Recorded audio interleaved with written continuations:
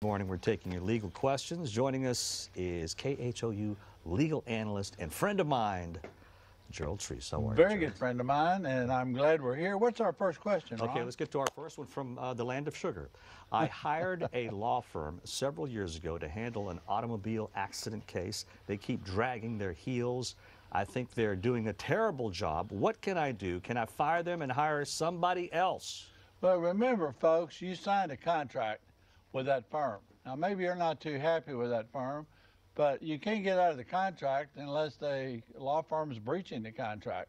What I suggest you do, instead of hiring someone else, which no other firm is going to touch it if you're under contract, report this lawyer to the State Bar of Texas, or at the very minimum, tell them that you're shopping around. But don't get yourself in a position where you go out and hire a new firm, because you're going to wind up owing both of them. Okay. All right. Let's get to our second question now from Magnolia. If Texas has prohibited cities from being sanctuary cities, then how can San Antonio and others continue to say they are? I got this question many times this past month for some reason.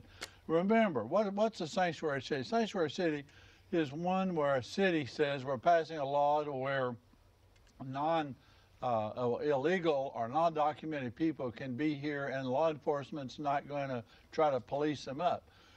The state of Texas and the federal government both have a rule against sanctuary cities. San Antonio and a few others, and Houston's joint, is saying we want to be a sanctuary city because we think the law passed here in Texas goes too far. It tries to co-opt local law enforcement and make them border agents. That case is actually, folks, pending in the Fifth Circuit as we sit here, and I, as your loyal legal expert, will report on that when we hear from it. And of course, we'll be watching that as well, KHOU 11 News. The next question, the final question, I believe, from Memorial. My father and I do not get along. I have several stepsisters, and I don't get along with them either. What can I do to be certain I inherit what is rightly mine? Hey, folks, listen to what Ron just said, that last part of that question. I want to get what's rightfully mine. I have bad news for you, son. The fact of the matter is your dad doesn't have to leave you anything. Your father has absolute control. If he wants to leave it to your stepsisters, if he wants to leave it to Ron Trevino, he can leave it to anybody he wants to. I'd appreciate that. Now, if there's no will, that's a different story. But I think too many movies have been seen where people have an inheritance right. You don't have a right if a person like your dad or your mom has a will and they leave you out of it. Yeah. They just ignore you. You're not going to get anything. Yeah, maybe it's so you better start being nicer to your dad. Yeah, take dad to lunch or something, okay? Yeah, at least. All right, we're out of time for questions. We're out of time, but let me say this. I asked the producer, give me a little bit of time because this is Veterans Day. It's one of my favorite days. I am a very proud veteran. I served with the 23rd Infantry Division, KHOU, South Vietnam. I never worked around men any braver or more courageous than the men that I fought with in South Vietnam.